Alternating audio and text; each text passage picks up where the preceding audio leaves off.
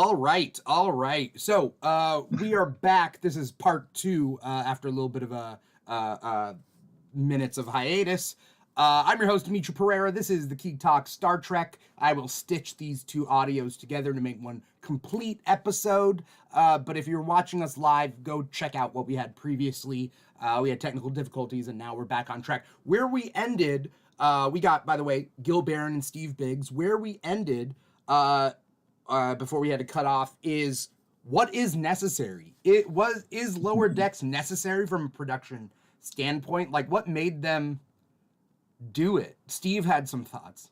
I like you to say we had technical difficulties. Steve and I were fine. You guys were golden. Yeah, but we're all in this together, you know? That's right. Much like a crew on a Federation starship, we're in this together. Exactly. Yeah. Exactly. So again, I don't know that anything fictional is necessary, but I think the impetus behind doing Lower Decks is for a number of years, people have been talking about doing a Star Trek comedy. Armin Shimmerman famously pitched out he wanted to do a half-hour comedy about Ferengis.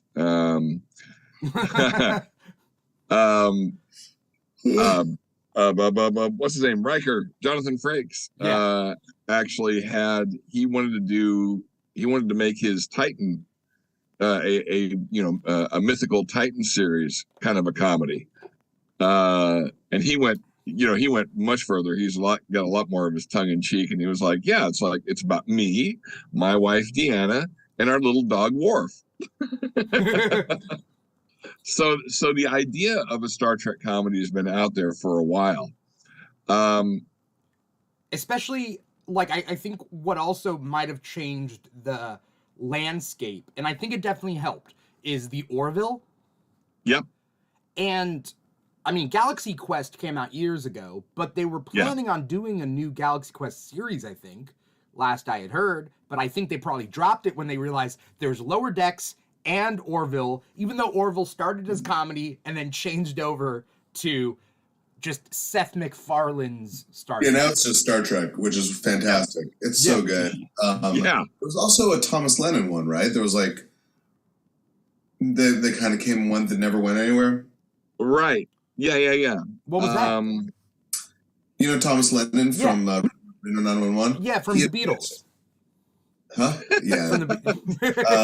He had pitched a Star Trek parody series like 10 years ago that I think that's like one of those like lost pilots that got passed around. Like everyone's like, oh yeah, do you have this one? So I think the pilot was really good and people liked it, but it just never went anywhere. And that's interesting because that would have been the height of Night at the Museum fame, right? Because he wrote Night at the Museum, right? I mean, he writes a lot. Yeah, he's always doing something. I'm just saying that was a hit blockbuster. It did like 3 movies. Yeah. You know, it just goes to show, that nothing's guaranteed in Hollywood. Right. Yeah. Well, yeah, and you always get regime changes. I mean, look at Warner Brothers.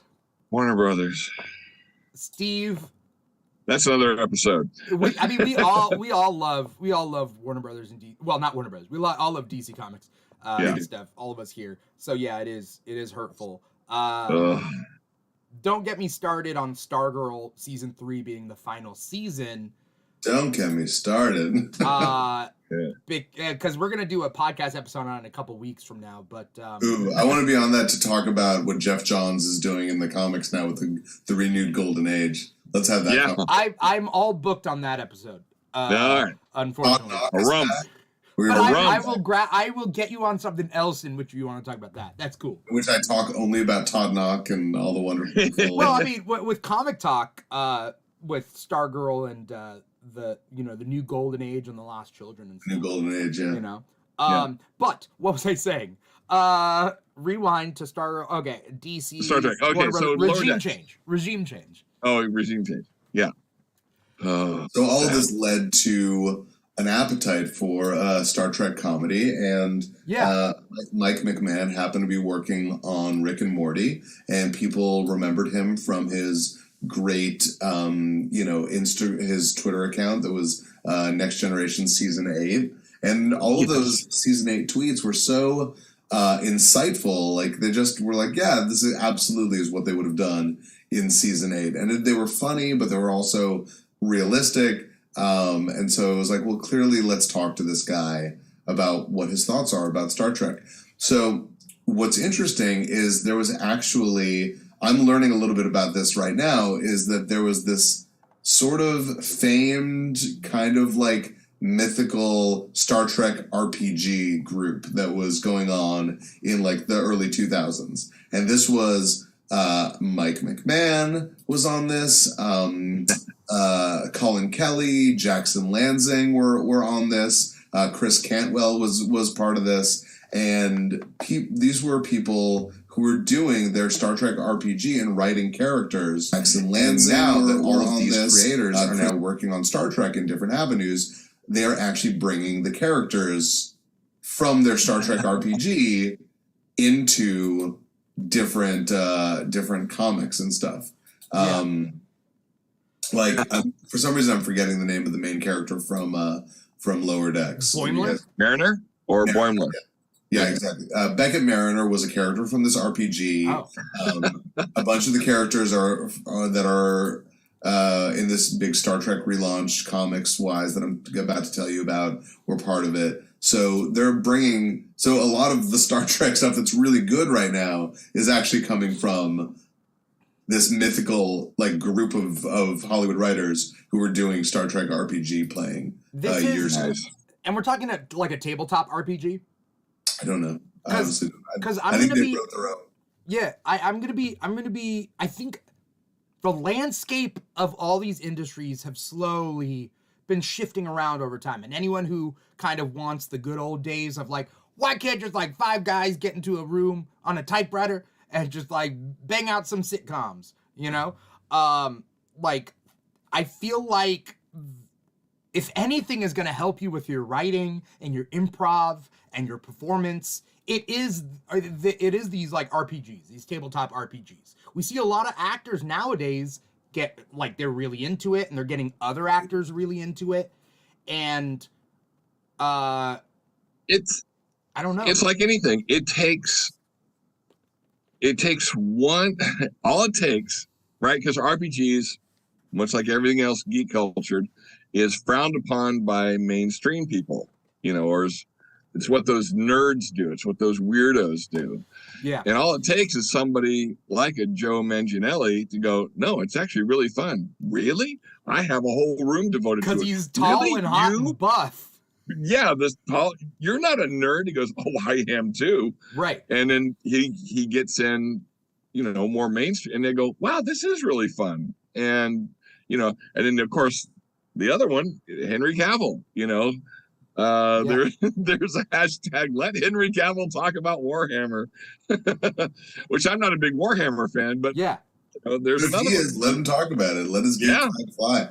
It's funny because Steve, I mean, you got me into tabletops, and I don't know whether you got me into Star Trek, but I believe the Abrams movie came out when I was taking your class. Was that semester or before or after? It was 2009, so I think it might have been literally that semester. I'm not quite sure. Yeah. When I took your class, so. Steve, you're a gateway drug. I'm so glad. So glad whatever happened in Steve's life led him to geek stuff as opposed to pushing hard drugs. Cause right, I would have taken your class and been addicted to heroin. So exactly. Because that would have been my go-to. Yeah. And not all the times my friends tried to get me to drop acid. But yeah, I think that like the landscape, it's so funny, like each little thing. The Orville, Galaxy Quest, Gil was talking about the pilot that was kind of circling around, kind of led us to where we are here. And something important that I want to talk about, and I don't think it's a very small thing, is the ideas that these major franchises are not only expanding, they're diversifying. Yeah. And I don't even mean racially diversifying. Star Trek has been on the forefront. In tone, you mean. Front. Like but there can be comedy, there can be a kids show, there can be a million different ways to enjoy the same premise. Right. But with that comes the belief that not everything of the franchise will be for you as an individual. I think that's great. Yeah. Right? Yeah. Now, right, because like we were talking about, Prodigy, I slogged through those first few episodes just going, oh boy, yeah, this is definitely aimed towards kids, and oh, this main character is really annoying. Oh my God, it's just, the wisecracking rebel trope is just, boy, they dialed this one up to 11, and it was just like, ugh. But then, as the other characters started to take more of the stage and everything, and as the story kind of started to fold out, it was like, yeah, can we downplay that guy a little bit more? Because this character is actually much more interesting. I like it when shows do that. Yeah, and then I think they finally found their balance towards the end, and the second half of the first season, which I don't know why they just didn't call it season 2, but anyway, that's the way animation works. It's actually union stuff. It would have meant like the writers would have had to get like paid differently. It's Wait, what is? Right. Repeat that. Sorry.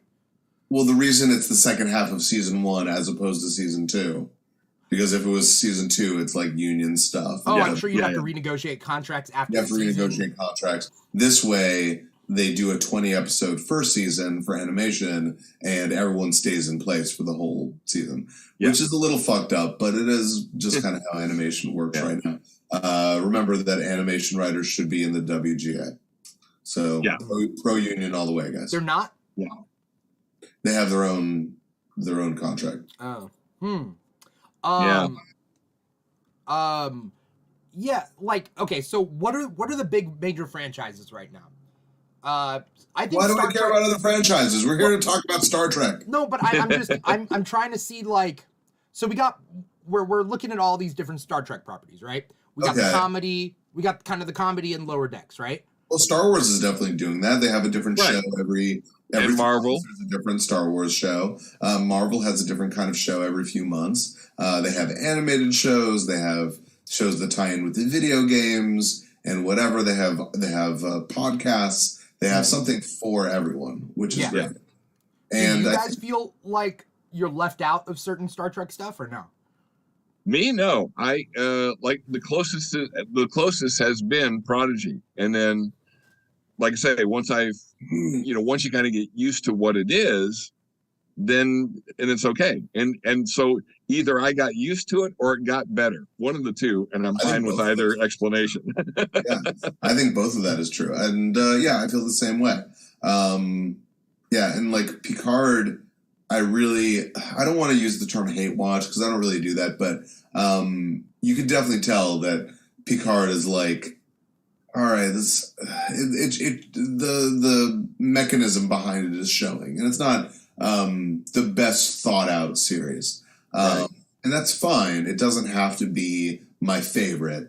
Sometimes watching shows and reboots like that is just hanging out with your old friends, and that's perfectly fine.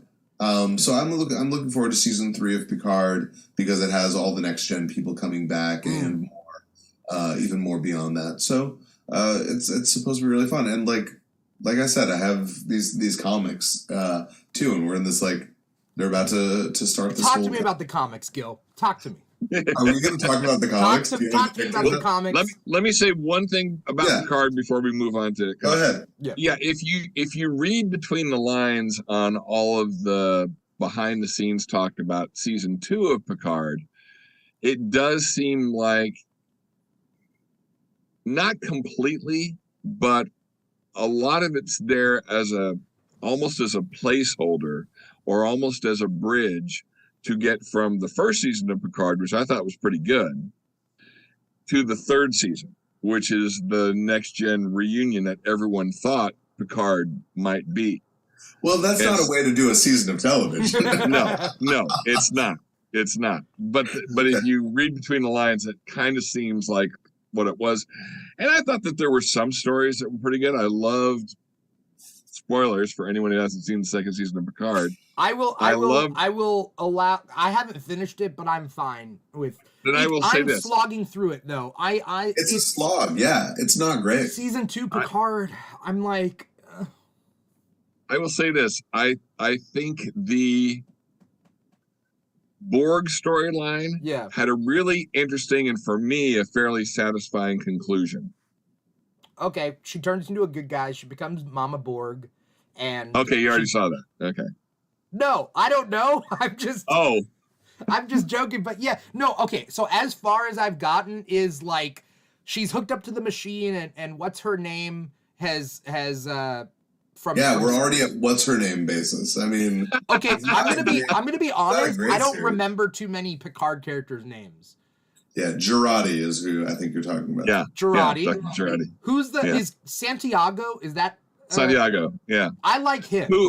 Yeah, for me, that was my favorite breakout character from Picard. You mean Rios? Yeah, Rios. Wait, who's Santiago? Is that his real name? Or is his first name? I can't remember it. It has to be from, yes, Rios. Cristobal Rios. Played by so-and-so Santiago. Where did Santiago come from? I don't know. Oh yeah, his real name is Santiago Cabrera. That's what was confusing. Yeah. I like that first name. I'm on first name basis with him. You know. I like him. I like Rios.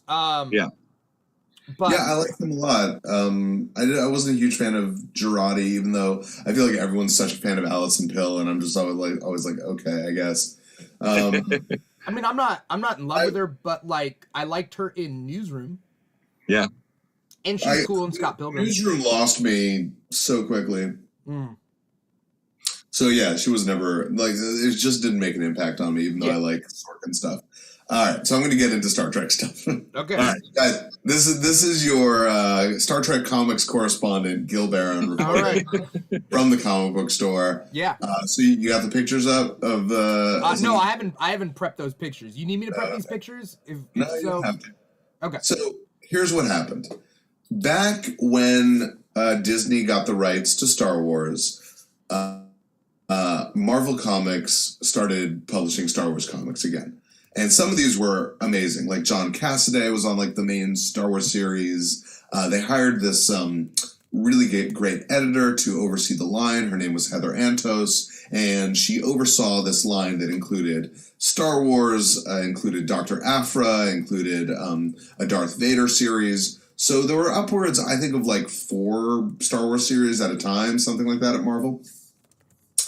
IDW has hired Heather Antos away from Marvel Comics, which is kind of insane, right? And they have gotten Heather Antos to come up with a Star Trek just plan going forward. So up until now, for the last 10 years or so, since 09, since the JJ movies, IDW has had one guy, Mike Johnson, writing basically every tie-in comic, every miniseries, every whatever. And Mike Johnson's a very serviceable writer, doing a lot of cool work. So Heather Antos has come in, she's the new editor, and she brought in some very interesting writers, including Colin Kelly and Jackson Lansing. They did the Star Trek Year 5 series that came out last year that like had the whole writer's room involved with it. And these guys are prolific. They've done work at Marvel. They've done work at DC. They are real legitimate comic book writers. So they have taken on the flagship Star Trek title, which is now going to be... so what they've decided to do is kind of mix and mash different crews to kind of make fun Star Trek books. It's what the craziest part about it is that it actually is theoretically in canon. How does that make sense? It is supposedly in canon because it takes place between Nemesis and whatever Lower Decks, I guess. Between Nemesis and Lower Decks. So they're not stepping on anything that is currently existing on television, and they're working with the television office to seed stuff that is going to happen later on. So both of these guys, they are TV people. They also, so this flagship Star Trek title includes, so it's the starship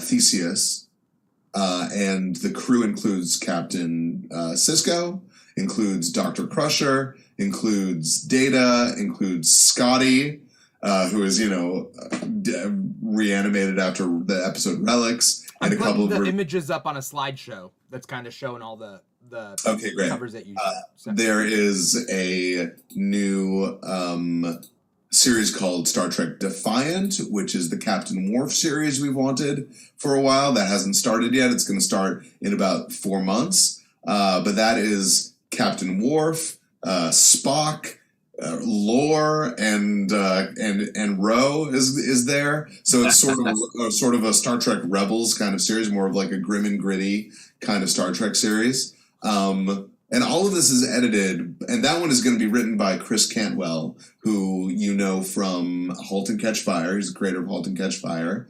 He's creating the new Max Headroom reboot. And he also wrote this amazing run of Iron Man that just ended.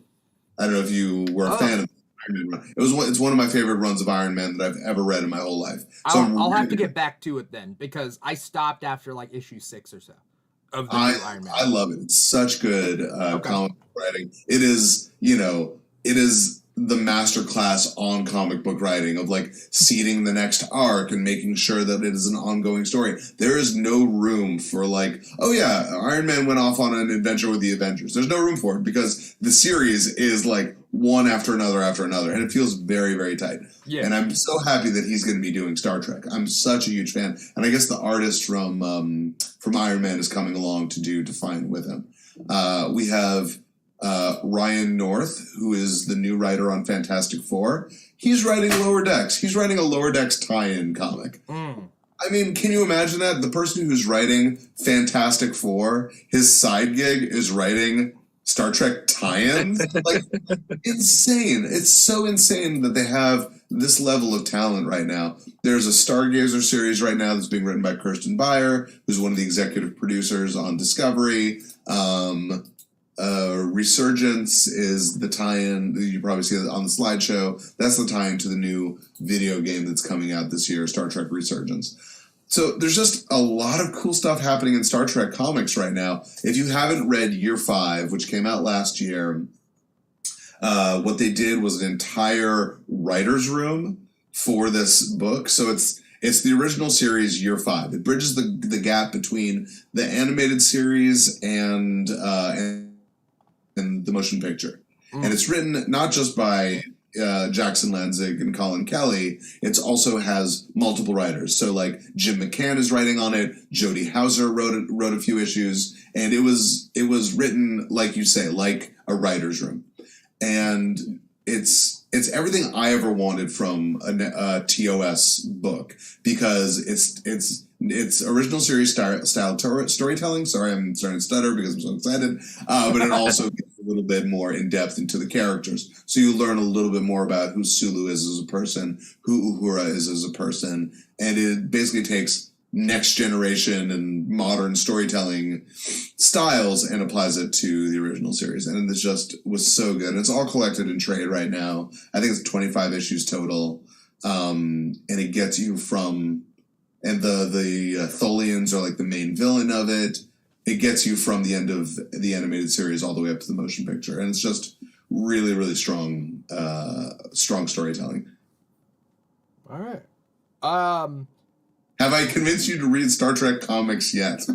I mean, some of these covers look really cool. Yeah. I do want to read the Lower Decks comic, just because it's one of those things. I saw that the Lower Decks trade will be coming out in March of next year. Probably a great one to jump on. I think I might grab the trade, because I love my trades. Also, I'm addicted. Gil, why did you have to tell me there's a website that I haven't already been to that sells graphic novels? Oh cheap? Yeah, I told him about cheapgraphicnovels.com. Yeah. Gil, why did you do that? And their pre-orders are so cheap too. It's insane. I just pre-ordered a reprint of one of the early X-Men Epic collections. I don't know if I told you guys, but like when I go to cons, I can't not look in the $10 trade bins. Yep. And I will buy things that I wouldn't normally buy. Like, I'll buy things that I wouldn't buy at full price. But that just means I'm just buying a shit ton of books that I never would have bought. And now there's an online equivalent that's 24/7. Yeah. Yeah. There are a few things missing, like the DC booth. But the other thing that was missing from this last summer's Comic-Con was the half-off trades booths. Half-off trades! Half-off trades! Were they not yelling? They weren't there. Yeah. Because, they usually have like 4 or 5 sprinkled throughout the... Yeah. Oh, Dimithri, I have to list you off some of these amazing artists that Heather Antos got to do, like, different, like, alternate covers for some of these Star Trek books.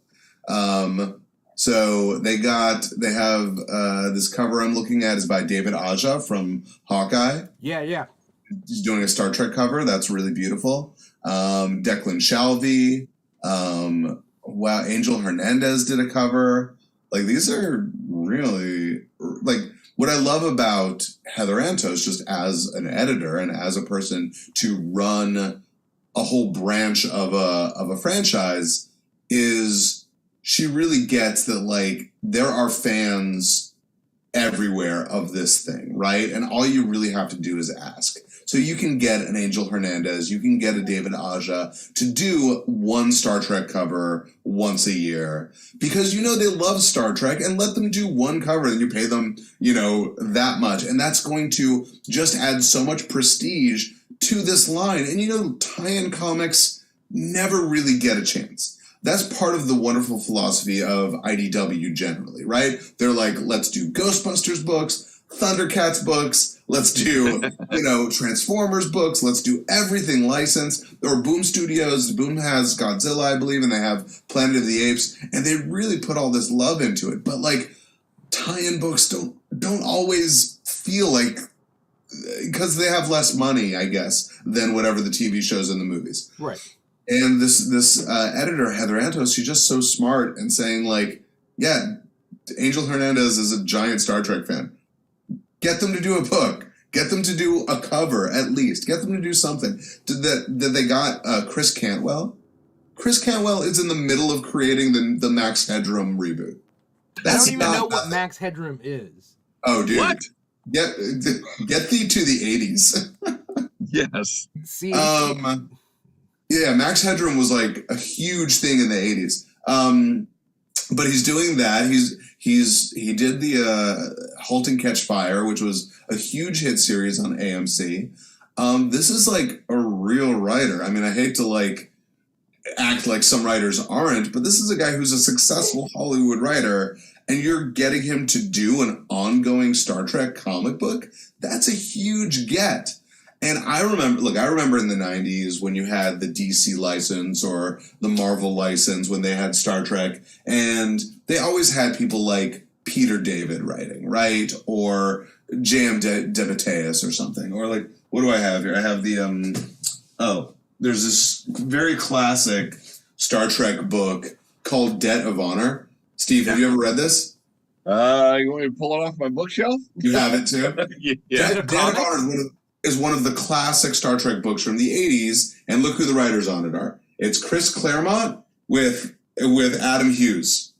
Okay, yeah. So you're bringing up Chris Claremont and Adam Hughes writing a story about Captain Kirk. Right. And like, wait, these are the biggest writers of the 80s, and this was going on in the 80s and 90s. You could get the biggest writers, and nowadays you had, like I said, Mike Johnson was writing every Star Trek book for the last 10 years. Right. As much as I love Mike Johnson, I really think he's a great writer. The fact that they're putting more money into it is just it just makes me feel so good. Yeah. I didn't know that there was a link there, but does that explain why there was random X-Men Star Trek books? It's because of licensing thing. Because of Chris Claremont? Yeah, it's just the licensing thing. But like, why those two? Why X-Men and Star Trek? Because this is something that they also did. Like they don't also do did that Star Trek and they also did Star Trek and Green Lantern Corps. They did Star Trek Green Lantern. Recently. IDW did Star Trek and Doctor Who, of course. And Planet of the Apes, right? And Planet of the Apes, yeah. Which makes sense now. Like, I get that. But back in the day, that's a wild crossover, isn't it? There was a whole books on it. There were 2 books. There was a Next Generation X-Men crossover, and there was an original series X-Men crossover. But why those 2? Why? Like, it has to be Chris Claremont. Like, probably just because there was a Dr. McCoy on both. Both of them had a Dr. McCoy. It would be kind of. I mean, don't tell me the premise is like somebody wishes for Dr. McCoy and they get the wrong Dr. McCoy and they. I never read it. I had no interest. Yeah. It didn't make sense to me, so I didn't read it. Yeah. And plus, X-Men, Marvel, Whoa, Steve. Oh my God, my pearls. Steve. My pearls. Steve. I'm a DC guy. Well, I get you're a DC guy, and I'm a DC guy too, but you can't dismiss one of the greatest comic series of all. X-Men is one of the best things ever. Like, X-Men is literally the best thing that Marvel has to offer. Okay. All right. I'm kidding. Steve, you can say that Spider-Man is stale, even though I like Spider-Man. You can say the Avengers suck. That's arguable. But X-Men? Oh. That's okay. Yeah. When I was very, very young, I was a lot more Catholic with my comic book reading. What does that mean? In the original definition of Catholic, meaning everyone jump in the pool. Because in the early 60s, it was, I mean, first of all, Marvel was brand new. Yeah. And me being a comic book reader was basically brand new. So anytime my relatives went and got one of those value pack, comics at the local liquor store or something, I would just tear into it. Sometimes it'd be a bunch of Gold Key comics. Sometimes it'd be a bunch of DC. Sometimes it'd be a bunch of Marvel. Matter of fact, I think I had, way back in the day, first appearance of the Lizard. Oh. So that's how far back. And then when the Fantastic Four cartoon was on Saturday mornings, I would go and get the comic book. And it wasn't until I had to start spending my own money that I had to start making some decisions. And those decisions basically came down to Superman and Batman, maybe the Justice League, maybe Brave and Bold. And so just budget-wise, I had to narrow down to, and they all happen to be DC characters. So, I mean, I get it. So then when the team sports thing started happening, I was like, the only reason I'm really a DC guy is just financial. Right now, I'm filling out my Marvel collection. I'd never really had a real Marvel collection in my trades, even though I had a lot of floppies and whatever, and would follow certain books. And right now, I'm getting basically every X-Men epic collection and New Mutants and Excalibur and X-Factor and all the X tie-ins and all the Daredevil stuff. So I feel like X-Men and Daredevil are essentially the through line of the Marvel Universe. Obviously, if you wanted to say the Marvel Universe is about one character, you're going to say it's Peter Parker, right? It's Spider-Man. If you wanted to do, I'm Jewish, so, it's what we say is explain the universe standing on one leg. This is a Jewish I don't know if you've heard this phrase, but on one leg, the Marvel Universe is about Spider-Man, right? So you would get all the Spider-Man stories. But the best of the Marvel Universe is X-Men and Daredevil, very clearly. Yeah, but you also had a theory about, because you brought this up, Gil, before, Star Trek's through line. Yeah, I mean, look, I've said this before, and I think I said it the last time we talked. If Star Trek was if the Marvel Universe was about one character, it would be Peter Parker, right? The very last panel of all Marvel comics is going to be the death of Peter Parker. And on the DC side, I would say it's Dick Grayson. Dick Grayson is the through line of the DC Universe, right? It's really about him. right? He sees Superman and Batman. When he's young, he sees Superman and Batman as these sort of perfect adult characters. As he grows up, they become more complex. The very last panel of DC Comics is going to be the death of Dick Grayson, right? That makes sense. That's a fair point. Thank you. I like it in a spirit sort of, because I mean, people would argue that Superman's the through line, but I like the idea that Dick does start it young, and he's been as a character. He's been there since the beginning. He's been there since the Golden Age, yeah. And he has the Teen Titans while the Justice League is around, and I think that that's the Justice League doesn't they don't have. I don't know. Yeah, I'm with you. Sorry, continue.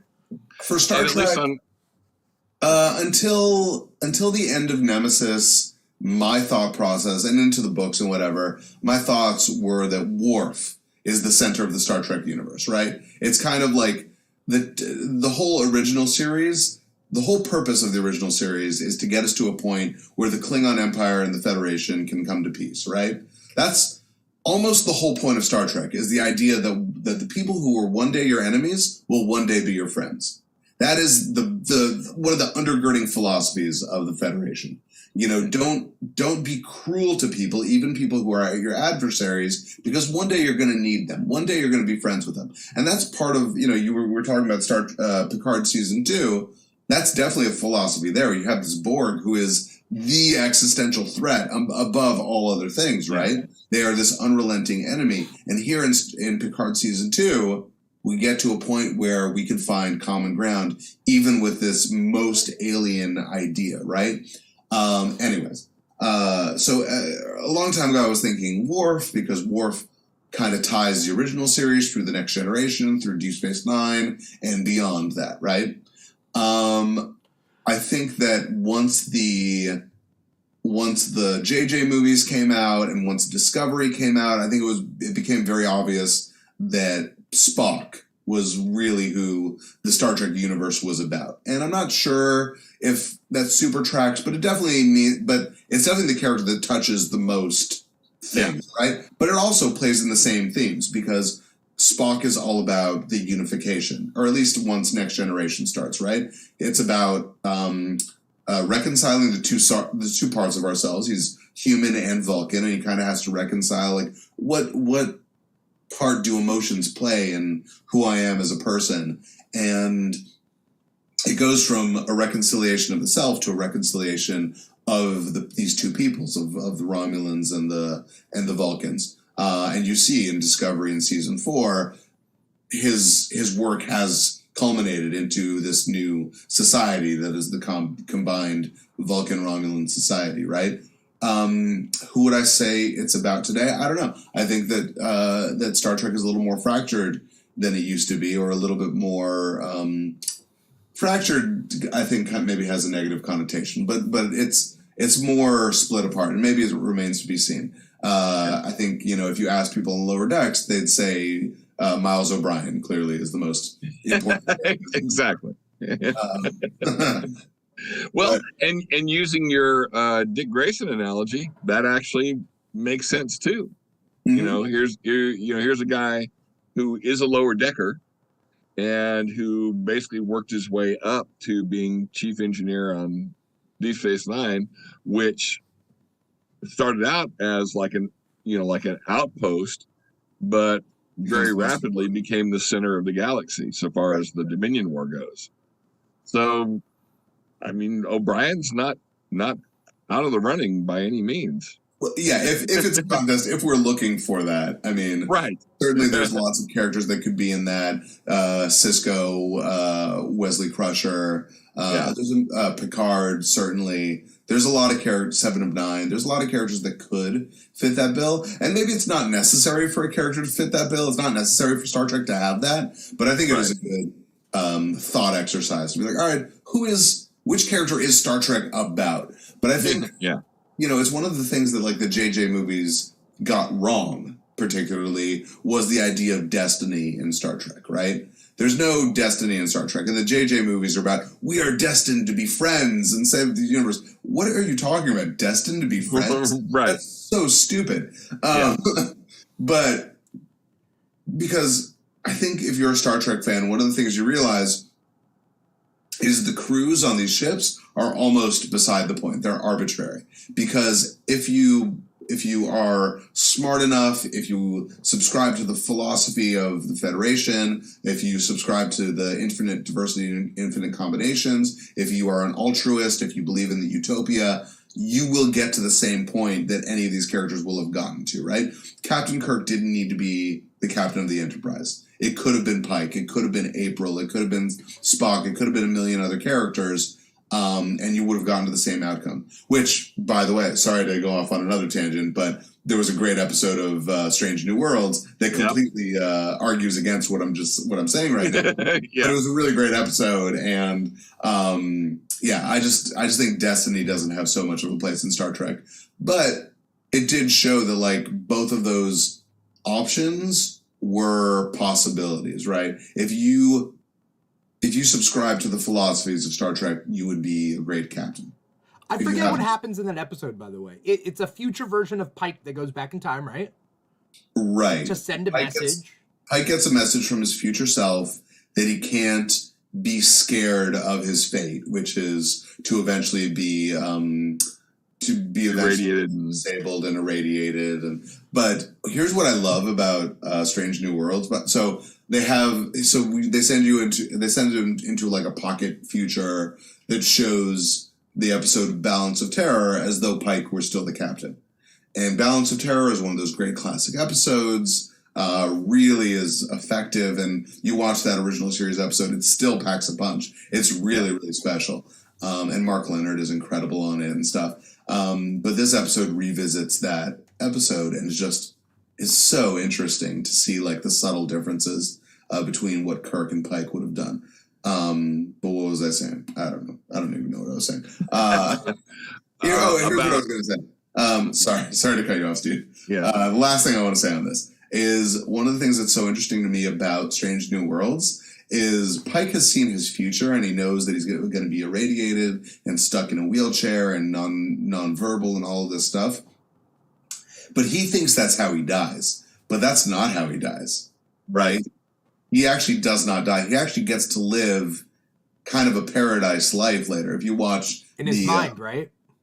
Well, if you watch the original series episode, not the Menagerie. This is the Menagerie. The Menagerie, and then the pilot was the cage. Right. So the Menagerie, where there's the trial about taking people back to Talos, which is where the cage takes place. Pike gets to live out his life with Vina on the planet and believing himself to be able-bodied again. So he gets his sort of just reward in the future. And what's so interesting about Strange New Worlds is that he doesn't know that yet.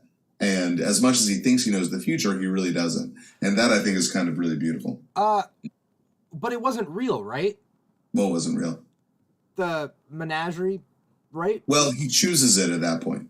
In the cage, it wasn't real. At the end of the Menagerie, they give him the option. You know, he's going to live out his life on a Starfleet base in a wheelchair, being nonverbal and scarred and whatever. And they say, well, we can help you live out the rest of your life in peace and harmony with Vina and whatever. And you can have kind of a reward for the rest of your life and like live a beautiful life being able-bodied in whatever fantasy you want. And he chooses that at the end of the Menagerie. Is it actually Vina?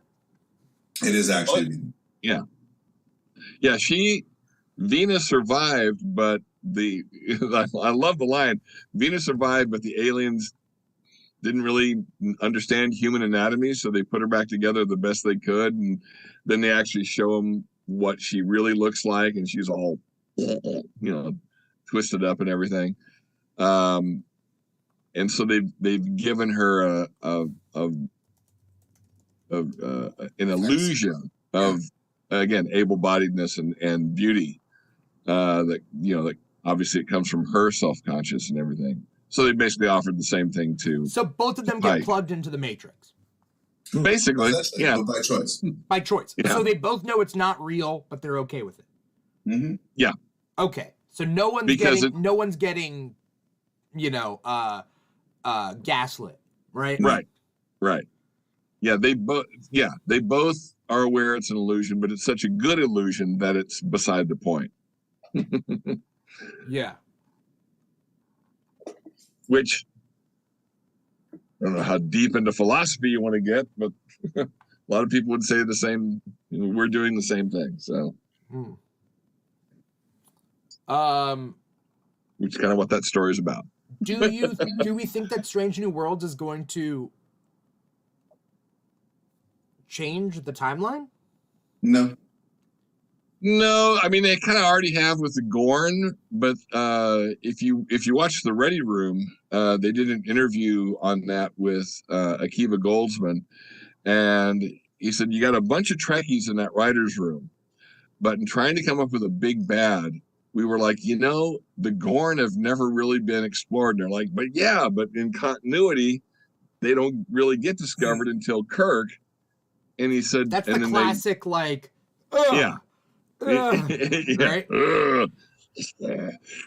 Captain Kirk, and it's Lurch basically doing the voice. And that's the first time they meet the Gorn.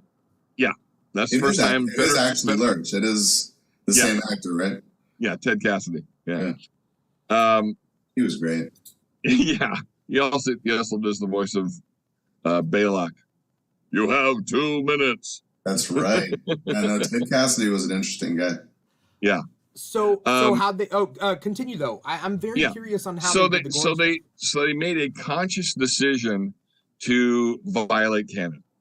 They said, well, it's too good of an enemy race to just kind of not do anything with. Yeah. So we're just going to consciously violate canon and say that the Enterprise that Pike actually bumped into him, but not the Gorn the way we know the Gorn, like not adult Gorn. That these are like the baby Gorn. Yeah, baby Gorn. And they're basically alien. They're basically like xenomorphs. Yeah. Yeah. You watched the episode, right? Yeah. I watched all of Strange New Worlds. Discovery, I haven't finished. Picard, I haven't finished. Lower Decks, I did finish. Prodigy, I haven't even started. So. Yeah.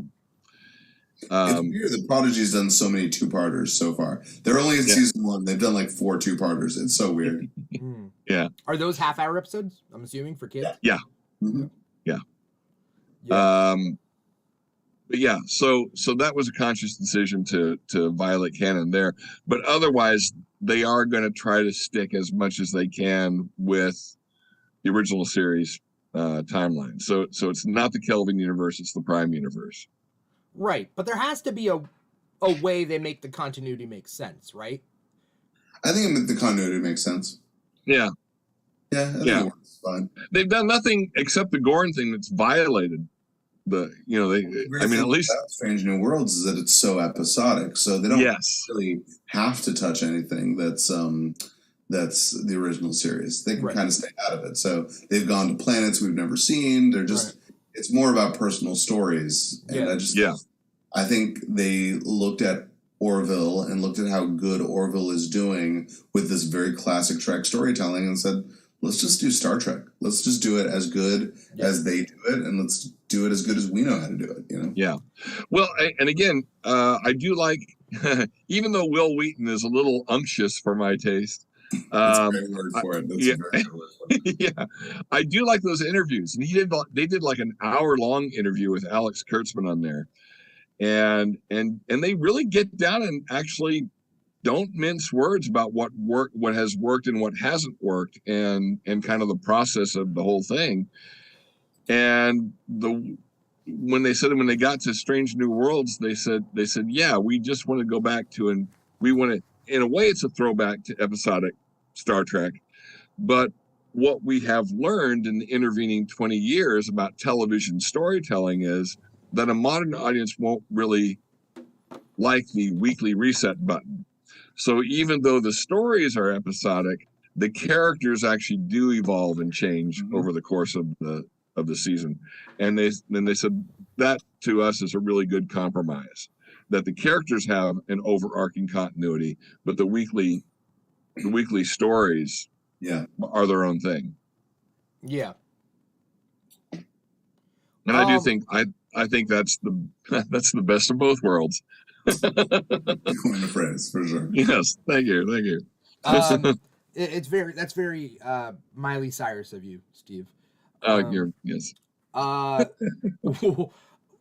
I think what was I gonna say? I think that it's interesting how franchises have to be able to change over time.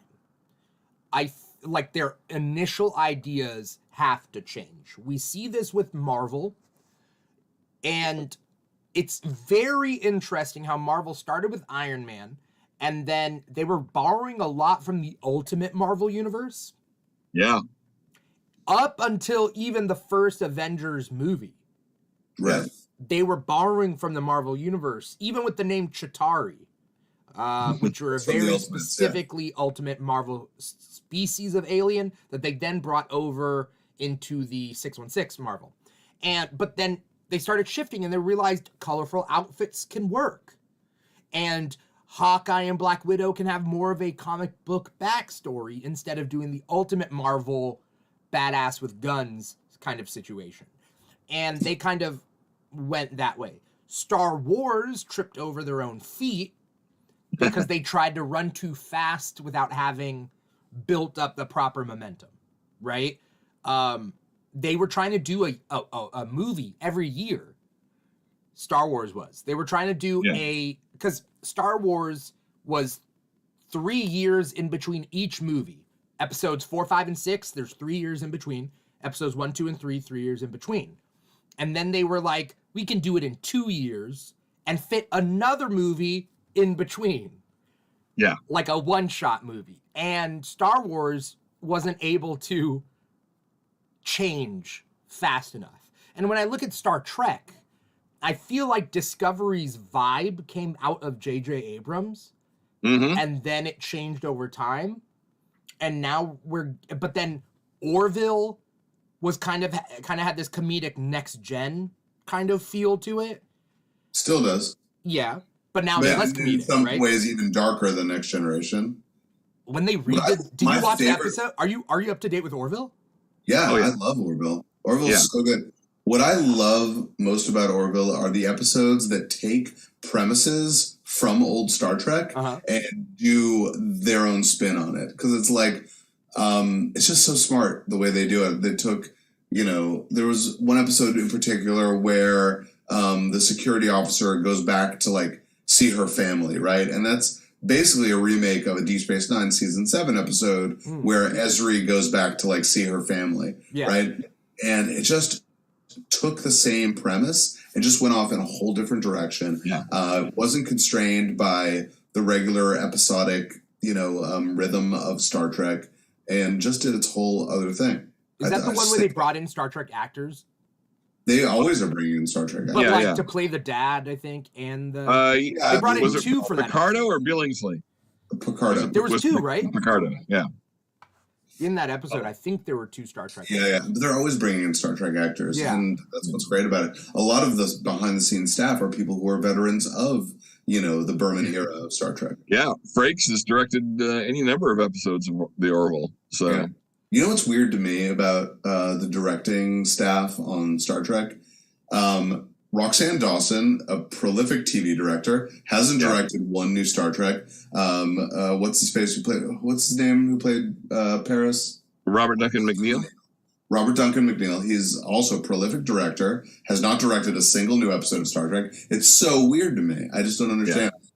Yeah, and meanwhile, Frakes is just jumping all over the place. He's everywhere. So much. God bless him. Luckily, he's a good director, so thank God. What's that? Luckily, he's a good director. Yeah. At least he... anyway, that would be a side story. Anyway. I think the thing with the Orville is, again, I saw their panel at Comic-Con this year, and you can just read the room. Everyone is so happy that they went from Fox directly to Hulu. Yeah. Because apparently it was Fox that was saying, wait, Seth MacFarlane, we hired you because you're a funny guy. Where are the jokes in this show? And he goes, well, I'm basically doing a sci-fi show, and he goes, yeah, but we need some jokes. And so he basically shoehorned in a bunch of jokes in the first season. And then in the second season, he was like, I'm going to lay off these jokes because we are literally just shoehorning them in and they don't really make a lot of sense. And the whole thing is, he doesn't, for the Orville, he doesn't mind sort of character or situation driven humor coming out in it. He just doesn't want to, do the old set up punchline jokes. Yeah, which he did a lot in season 1. Yeah. And it's like, and God, I think the show is better for it. I think the show is much better in its third season than it ever was in the first 2. And it was really good in the first 2. Yeah. It got dark. The episode where I forget, the pilot goes back in time. So we get to revisit Leighton Meester's character from from I think the first season or second season. That he created that virtual AI duplicate of her. God, that episode was so good. Which one? The first one or the one where he goes back in time? Where he goes back in time. Yeah. Well, the first one was good. Like, he fell in love with the AI. Like, yeah, but that's like also a takeoff on an old Next Generation episode, right? Yeah. We remember that episode. It's Dr. Brahms, Brahms. And they take the same idea and they take it to the next step. And this is so smart. And I don't know. I think I have nothing but praise for everything that's going on Orville. That episode hurt, by the way. When he goes back in time and they're like, we got to redo the timeline. You can't mess with the timeline. And he's like, you're going to take my son. You're going to take my happiness, my unborn child. Right. And it's one of those morality questions that Star Trek has always been so good at wrestling with, where nobody is right. Everybody's wrong in this situation. And the fact that Orville is doing this so much better than Star Trek had been doing for the last few years, just really impressive. Also, a half krill, half human baby. I didn't know that could happen. Amazing. I didn't know that could. I don't think they knew it could happen either, right? Because it's never happened before. Right. And like, wasn't the plot of the episode that like, if this girl goes public, it'll show that like krill and human aren't too different, right? I guess so, yeah. Was that kind of the thing? So they kept her in hiding because people would want to kill her because she can stand for a possible unification. Well, the whole thing of what's her name is that the krill must remain, their own thing. They can't be corrupted by the I don't know what their version of the Federation's called, but the Federation. And meanwhile, behind the scenes, her DNA has been corrupted by the Federation. Right, and it's interesting because it's such a remix on different Star Trek things, right? Like the Krill are both the Klingons and the Romulans, but they are religious zealots. Yeah. So it's very specifically an allegory for religious zealotry on Earth, right? A very, very smart way to do it. The Kaelon are the Borg. They're the Borg plus they're like the androids like Data. They're sort of both at the same time. Yeah.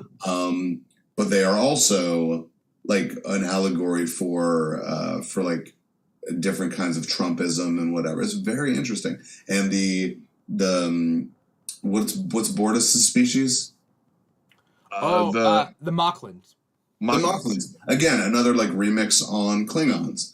But it's such a great allegory for all sexual politics because it's a species of all males, and when a female is born, that's an aberration. And it's like, this is such smart allegorical storytelling. Yeah, but they the females happen at a way higher rate than they've been saying. Right. They make it seem like it's once every generation. It's like, no, there's a good amount of female Moclans being planet of females, I guess. But it's so interesting. Like, how do these characters? But it's like it just shines over all that reproduction worry, right? We don't need to know how the science works. The point is the politics of it. The point is to talk about transphobia, to talk about homophobia, to talk about being comfortable in your own body. It's just so smart. I think the Orville is fantastic. I'm laughing at the part where what's his name? What's the Kaelon's the good one, quote unquote? Oh, sure. What's his name? Isaac. Isaac. When Isaac has his wedding with the doctor, and they invite all the Kaelon, and all the Kaelon show up, right? And they're like, "Oh, are we getting attacked?" But they're all there for the wedding. Yeah. It's like, well, I've been to weddings like this before. Yeah. Where's Star Trek going? What do we have on the horizon that has been talked about? Like, is Quentin Tarantino getting his? Was it Star Trek or Star Wars? Star Trek. I don't think it's going to happen at this point. I would love to see like alien feet, though. I feel like that would be Tarantino's thing. He's like, then do I have the Star Trek movie for you? Yeah. Star Trek 6 was just on TV earlier. So yeah. Which one's 6? Undiscovered Country. Undiscovered Country. It's that's the Cold War analog. It's so good. Yeah. Oh, yeah. Yeah, it's about the fall of the Berlin Wall and all that stuff. So it's really, really fantastic, and about like the the Chernobyl crisis and all that. Which one's the one where with the floating dead Klingons with the blood? That's that. That's one. it. That's that one. Okay. Yeah. With the magenta blood. Yeah. Which there was in peak Star Trek time, early 90s. And I've got these books too. There's a cottage industry using Star Trek to talk about other things like biology or physics or that kind of stuff.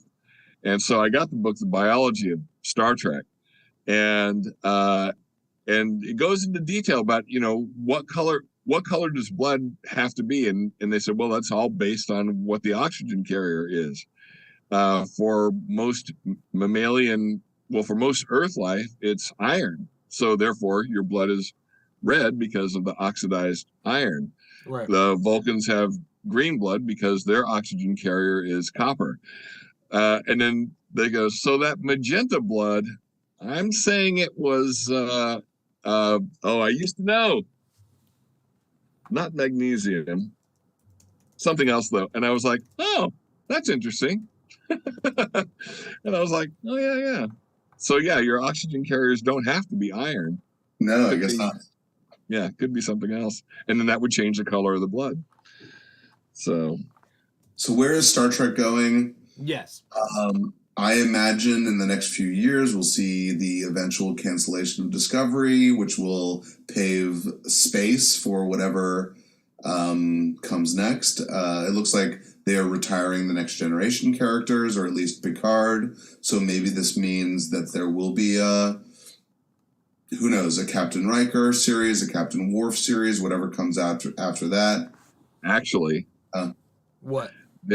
There was a very recent interview where they said that, you can look at season 3 of Picard as an ending. Or a beginning. Well, I'm sure that it's certainly the end of the Picard series. Yes.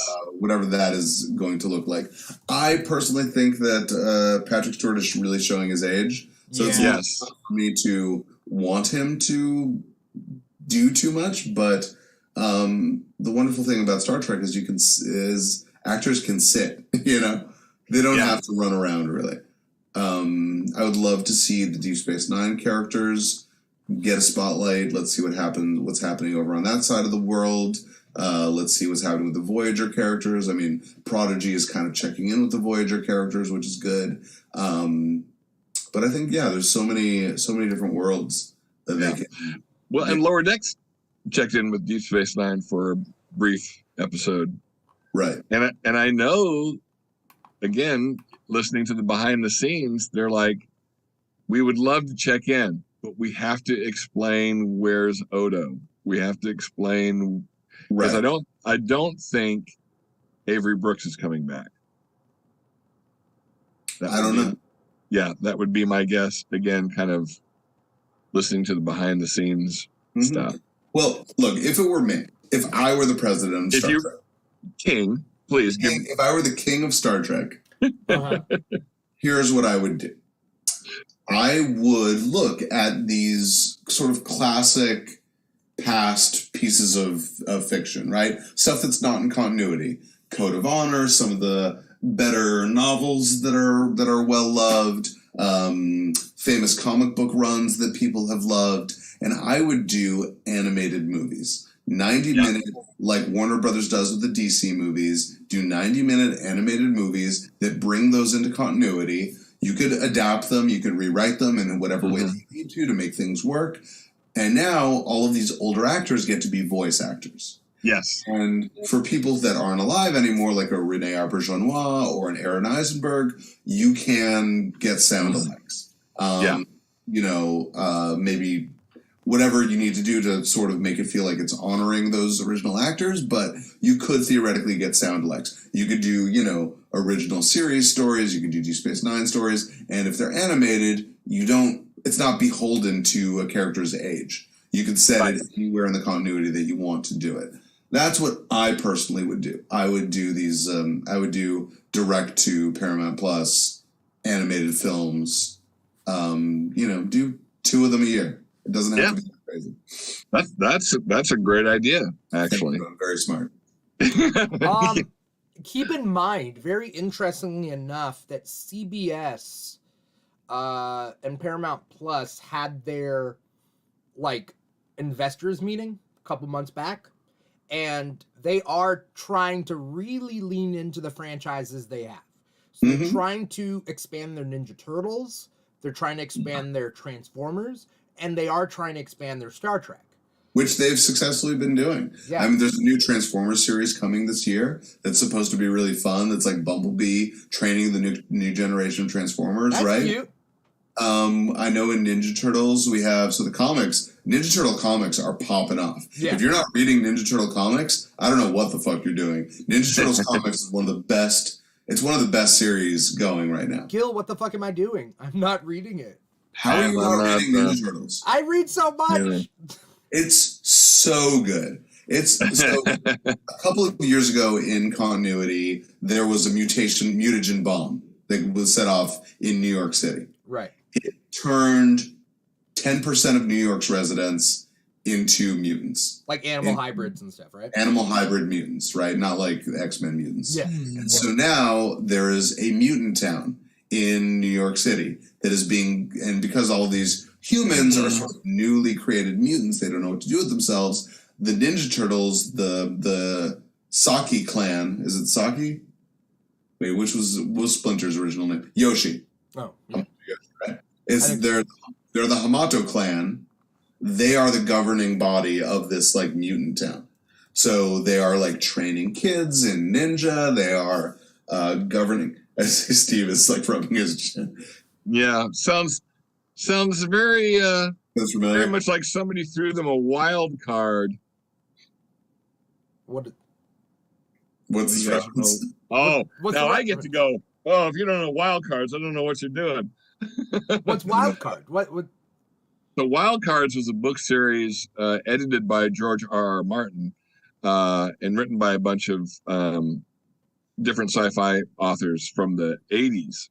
And the premise is, shortly after World War II, an alien species using Earth as a test ground for one of their biological weapons, and I'm making a very long, complex story short, their biological virus bomb ends up going off in the atmosphere over New York and mutating a bunch of people. You either died immediately, horribly, because your skin all fell off and your bones turned to jello or whatever, or you got horribly disformed, and then a very, very tiny percent got powers and abilities that were actually useful. And so, yeah, so it's called Wild Cards. The ones that got the good genes were the aces, and the deformed or not so useful power set, those people were called the jokers. And then anyone who gets the virus and dies, that they have pulled the Black Queen. So okay. All right, that's interesting. I'm looking it up. And so there is a Joker town in almost every major city where the deformed mutants hang out. So the Ninja Turtles are, like I said, they're sort of governing this space, but all their villains are coming back, like the Rat King and people like that. And the sort of famed fifth turtle, the female turtle, Jenica, came out of this. That's become a popular character, and they just brought in. You'll never believe this. They finally brought in. Huh? You told me. Venus de Milo. Yeah. They brought in Venus de Milo, which is the character from The Next Mutation, the live action series from the 90s that crossed over with Power Rangers. And they did it in such a weird, interesting, fucked up way that I just love. It's definitely not a comic for kids. It's political, it's interesting, it's philosophical. It's really, really cool. So definitely check out Ninja Turtles. But we also know that Seth Rogen is like directing an movie. He's right? producing it. Producing. But that he's been doing a lot of that though for a lot of comic book properties, getting comic book properties on Right, Green Hornet. And Preacher. And The Boys. Yeah. The Boys, right. Did he do Why the Last Man also? No, I don't think he did it. Okay. But somebody else, I think, famous did it. Which I wish it didn't get canceled. I think COVID might have messed up that. Mm-hmm. But like, yeah, that's like part of COVID. Huh? The worst thing that COVID did. Oh no. Yeah. But yeah, so it seems like CBS or Paramount Plus. Remember, it's not even CBS All Access anymore. It's Paramount Plus. Sonic. They also have the Sonic property that they're gonna do a Knuckles series on. So like I'm normally skeptical when it comes to this studio, how like they have a streaming service, how many properties do they actually have? Do they deserve to really just be their own streaming service? I think Paramount Plus is playing their cards right and really finding what's working and be like, okay, why don't we do a movie every year, every 2 years? We'll do a series that comes by every year, and you have enough properties that you're constantly creating something new with Paramount Plus. Disney Plus obviously does that. HBO Max, I don't know what's going on there, but you know they got nobody does. You know, so I think that's really it's interesting how everything's kind of going. Section 31, I think, is going to have its own show, right? Still in development, still with Michelle Yeoh. It's been rumored for so long. I don't believe it at this point. If it's Michelle Yeoh, it doesn't make sense because she's now, you know, her time has really come in movies again. So I think she's going to be too wrapped up in future films. I don't see her doing a series like this. I don't think it makes a lot of sense. And also, like, when is it going to be set? Is it going to be set in the original Discovery time before, you know, or like concurrent with Strange New Worlds? Not necessary. I don't need it to be set in that time. So I don't know. I don't know what the thought process is with Section 31, and it's not something I particularly need. Right. Do we have a badass Star Trek show? We're talking like a Black Ops kind of. You bring up Worf. You brought up Defiant, right? Right. That's what Defiant is going to be as far as a comic book series, but clearly that's not like, you know, it's a niche of a niche at this point. Like yeah. Right. It's not going to be like known to the wider Star Trek fandom or the wider world generally. So then don't they need to make it into a show? So do they? I don't know. It's not necessary for me. I would just rather Star Trek be Star Trek. I don't need Star Trek to be Star Wars, you know? But just for not one episode, one series. Because if we're looking at diversifying the brand here, why not have... Because Star Wars is doing amazing work with Andor. And it's so smart. Such a smart show. Too smart for Star Wars. I have to check it out.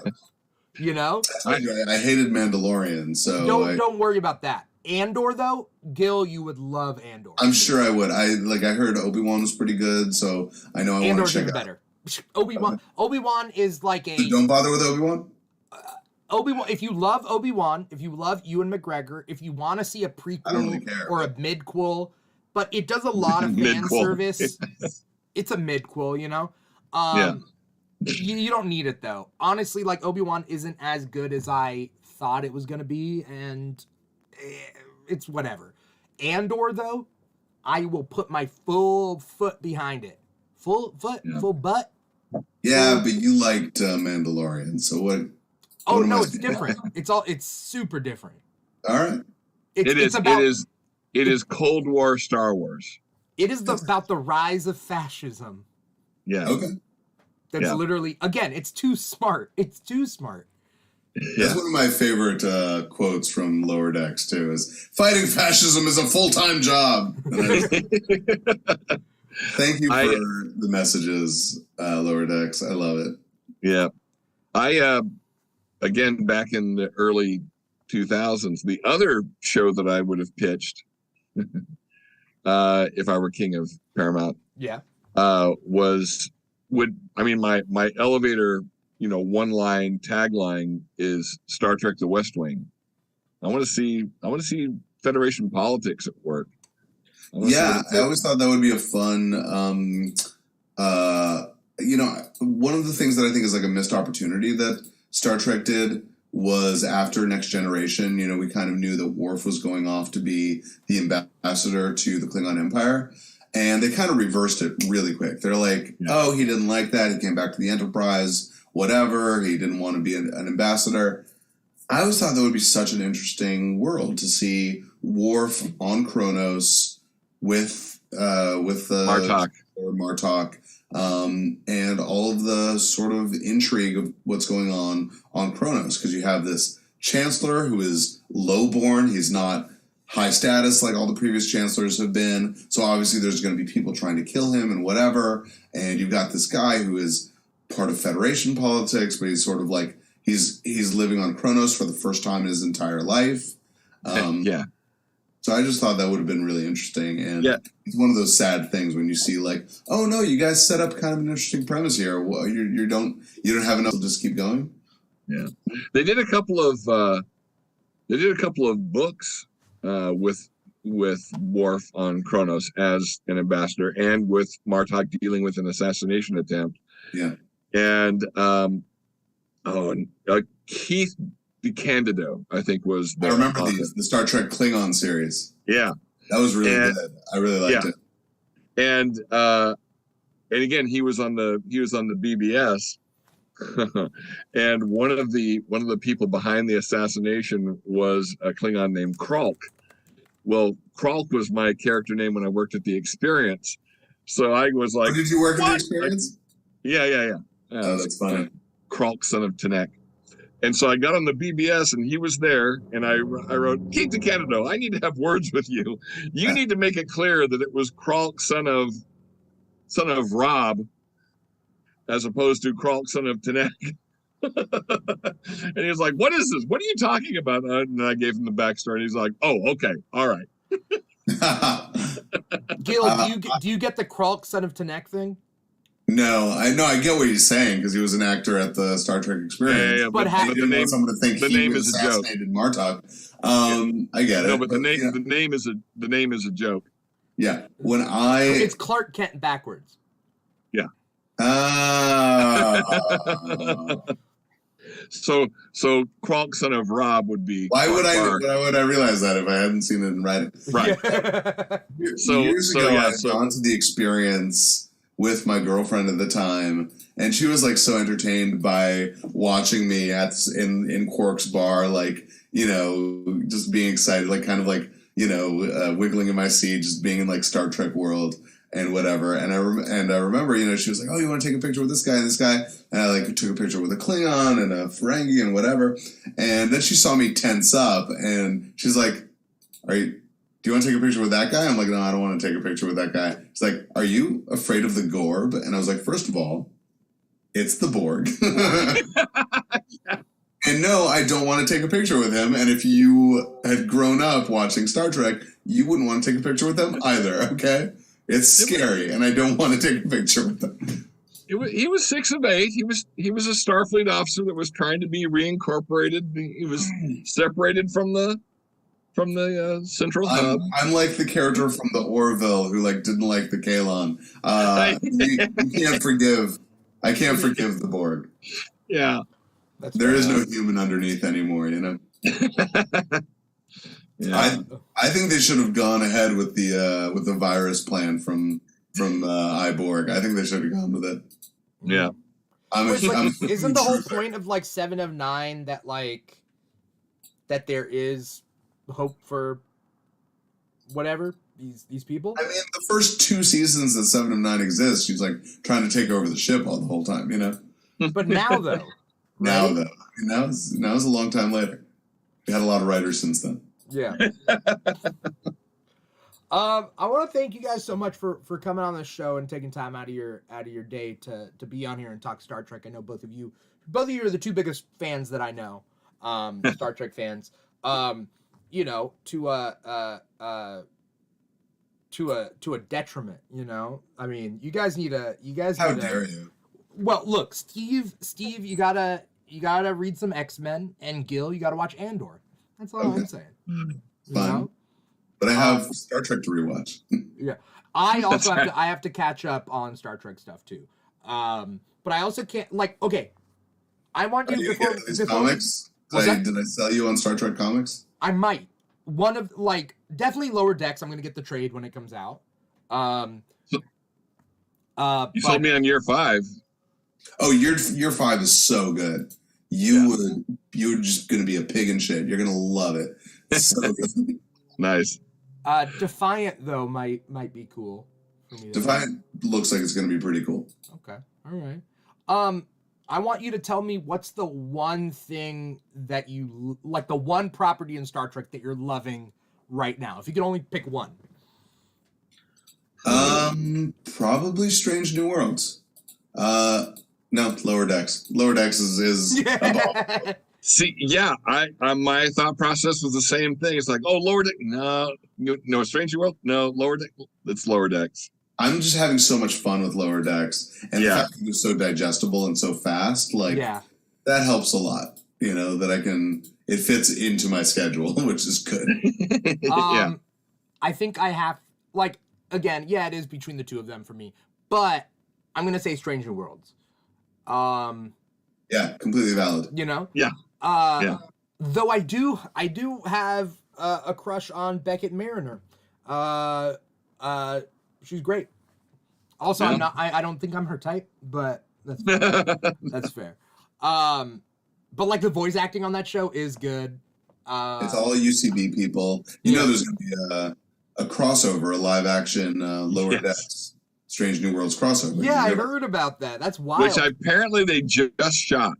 They just finished it a couple of weeks ago. I just need to know how it makes sense, because they'll make it make sense. But how?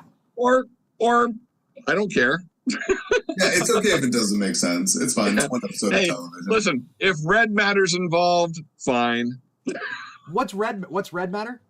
That was exactly the MacGuffin from Star Trek 2009. Red matter's what blew up Romulus and Vulcan. Yeah, that's fair. But Strange New Worlds, everybody's attractive on Strange New Worlds.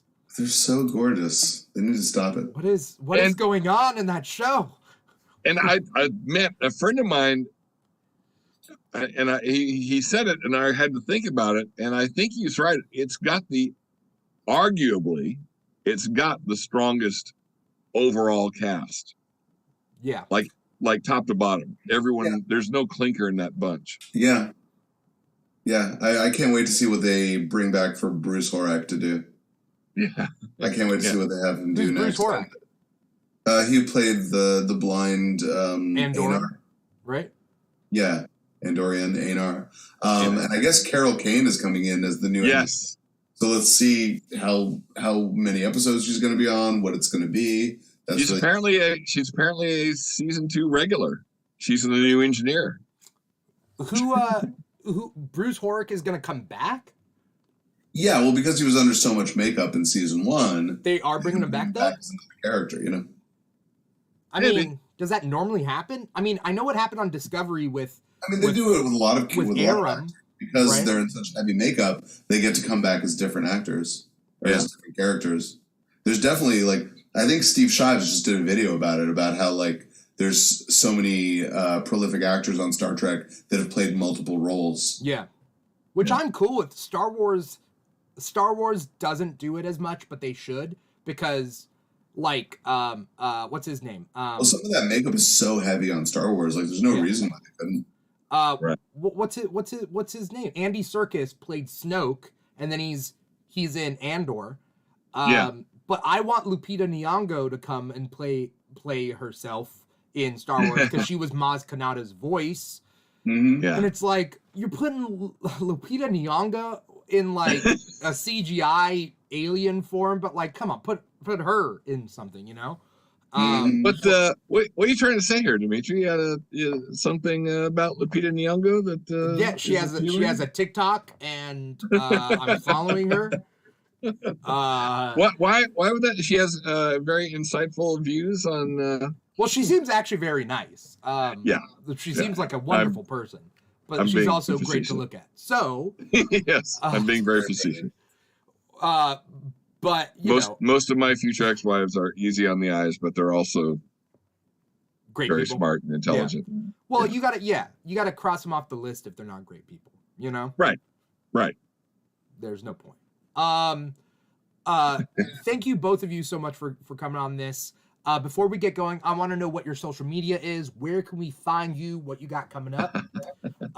Steve, I know you're it's only it's a matter of days now for you to make your TikTok. You know, it's a only matter of days. Yeah. I'm not really on TikTok. I forget what the impetus was, but just about a month ago, I decided to start using my Twitter account more. Oh. And then now it's going up in flames.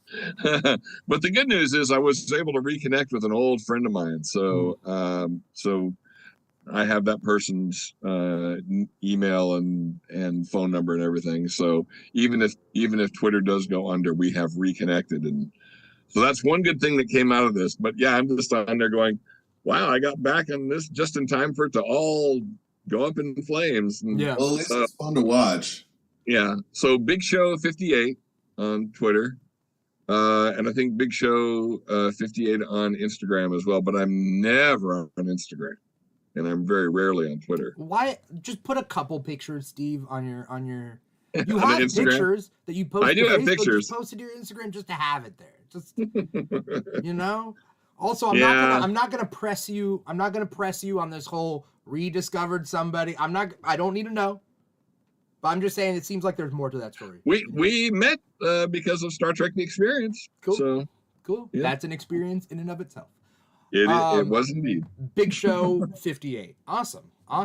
Or as I read it, Biggs How 58. Biggs How 58. Yeah. So, thank you, Steve, for coming back on this show. I know it's been a while. So thank you. Sure. And if you do want to go more in depth on Superman. Oh yeah, I'm in. I'm sold. Yeah. Just have a recurring thing. I just go from Superman to Star Trek to Superman to Star Trek. You know when that would be a good time is probably January, February, because I think that's when Superman and Lois comes back, and we might actually have something a little bit more solid about Mr. Cavill by then. So. Okay. Yeah, and also the current run on comics, the Philip Kennedy Johnson books are really, really good, and they're rebooting the stuff. Right? I mean, it's going to be a soft reboot, but it's still Philip Kennedy Johnson, and he's restarting kind of Team Superman. So I'm excited. Yeah. I'm excited for that Action Comics. With the backup stories, the backup stories sound really, really cool. I think Leah Williams is going to be writing a Power Girl backup, which is really fun. And there's a new Connor Kent series that's coming. That's part of the Round Robin thing. I'm not super positive about that, just because the last Round Robin, the Robins book, was not great. But this one has a little more lead time, so hopefully it's pretty good. Yeah. And it does sound like DC has finally weathered all these regime changes from AT&T to now Warner Discovery and everything, because the last couple of years it's just been like, what are you doing? Mm-hmm. To the point where they didn't even have they had very few panels and certainly not a booth at Comic-Con this last summer. And it's like, what? Yeah. What I am excited for the Peter Safran, James Gunn, yes. DC Studios thing. That being said, and it's not their fault, but it's Zaslav's fault. I can't ever forgive him for cutting Batgirl. No, that so stupid. Put it somewhere. It would have been better than Black Adam. I'll tell you that. Whew. Yeah. So. Yeah, but the Jewish representation in Black Adam, you guys. You mean Noah Centineo, who's not? Yeah. Well, he's not Jewish, but Henry Winkler. They did confirm that the original Adam, that the Al Pratt Adam was Jewish. I love by casting Henry Winkler. Yeah. Which is awesome. I told you that was my favorite cameo, right, Gil? My favorite cameo too.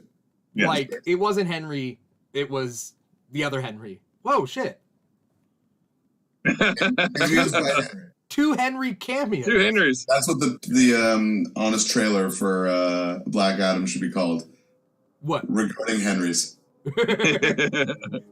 Gil, where can we find you online? What do you got coming up? Anything you want to plug? You know where I'm at. I'm at GJ Baron on all of the things. GJBaron. We have fun shows coming up. We have one coming up at the Comedy Store December 3rd with Jodie Sweetin, with Chris Fairbanks is going to be on that. Atsuko Akatsuka is going to be on that. And that's the show called Family Dinner. And it's just the most fun show. It's one of my favorite things to do. So definitely come hang out with us at the Comedy Store on December 3rd. It's going to be really fun. Sounds great. I have a question. I sit and talk about comic books and anti-Semitism on all of my social media. Yeah. That's what I do. I sit and I rant about anti-Semitism and I tell you should read comics. I mean, both Nice. are true. Question for when you get these celebrities on. Do you have a list of topics you can't talk about? No. Are you going to talk Luckily, Jodie's going to be running the conversation herself. Yeah. So if there's something she doesn't want to talk about, she's just not going to talk about it. I just want to hear more tea about her, ex co-star. That's always I bet she's going to have a conversation. We are not streaming that show. It is not going to be online. I bet if you want to hear Jodie's unfiltered thoughts on Candace Cameron Bure or whatever her name is. Yeah. I actually was talking. I was actually talking about Dave Coulier, but never mind. No, I'm just joking. No, it's yeah. Obviously, Jodie Sweetin is a very liberal person. Yeah. She recently went viral because she was pushed down at a women's march. I remember that from a few months ago. I saw a video or something, right? Yeah, there was a video of her getting pushed down, which is pretty fucked up. So I bet if you are interested in all things Jodie Sweetin, that you will be able to hear her talk about these topics. I feel like when I was a kid, I crushed on the wrong Tanner sister. Oh, she was my crush for sure. Jodie was fully my crush, absolutely. No. DJ was my crush, but oh man, I picked wrong. Wrong sister. Look, I'm gonna find some red matter and go back in time. All right. Like Dimithri, that one. Turn my head. Turn your head. I'm just telling you. And don't participate in the countdown clock for the Olsen twins. I know you don't know what that means yet, but don't do it. Well, first things first, I'm younger than the Olsen twins. So that's the first thing. And the countdown clock was still weird. Second thing, I was not part of the countdown. Because that also wouldn't apply to me. What do I care? I don't know. What do you care if they're 18? Yeah. Yeah. Because I was a kid. Well, I wasn't a kid. I think they're like 2 years older than me. 3 years? Yeah, 3 years? they're only a couple years younger than me anyway. Yeah. But like, also, I love that they became 18 and promptly were not sex symbols in any way. Immediately covered themselves up with giant cloaks, became fashion people, like just weird, like New York denizens smoking cigarettes with coffees with giant glasses. Yeah. And you're like, oh yeah, they're not going to be Paris Hilton. Of course not. Why would they? No. Right. No. And then Elizabeth Olsen is the famous Olsen sister. Yeah. Yes. I know when we first had Jodie on our show, I was like, is it possible that you know her? She's like, she was a literal baby. Yeah. Yeah. Thank you guys so much for coming on this. Thank you to everybody out there for watching and or listening. If you're watching us, twitch.tv/The Keeg Show or youtube.com/The Keeg Show. Or you listen to the podcast wherever you get podcasts from. So Apple Podcasts, Spotify, Google Play, SoundCloud, iHeartRadio. We're looking at Stitcher. I got to figure that out, but we are on all of those. If you want to find us on social media, Instagram and TikTok @The Keeg Show are your best bets. Those are the social media that we are most prominent on. But we're also on Facebook, also on Twitter. For the time being, who knows? People are posting butts on Twitter, and butts. I'm just saying.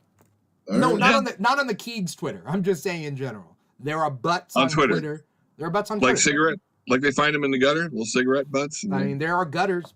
Yes. Getting up. But we're all over the place. So you can pretty much find the Keeg Show anywhere at the Keeg Show or / the Keeg Show. We have the Keeg Talks. Next week we're going to be doing the Keeg Talks. What is next week on the Keeg Talks? I forget. But we're doing it every weekend now, at least until the end of the year. The Keeg Talks. I know Pokemon's coming up. I know. Oh no, Guardians of the Galaxy Holiday Special. That's next weekend, because that comes out. Then it is Stargirl Season 3, and then after that we're doing Pokemon, and eventually we'll get to Avatar: Way of Water, and then at the final week of December we're gonna do a best of 2022. So before we go into the new year. So we got a lot, and then the Andor finale is this Wednesday. And Comic Talk is every Thursday. So we got a lot of stuff. Thank you guys so much for being on this, for talking this through, doing all that sort of stuff. Once again, I'm your host, Dimithri Perera, and this has been the Keeg Talks Star Trek. Take care, everybody. Bye-bye.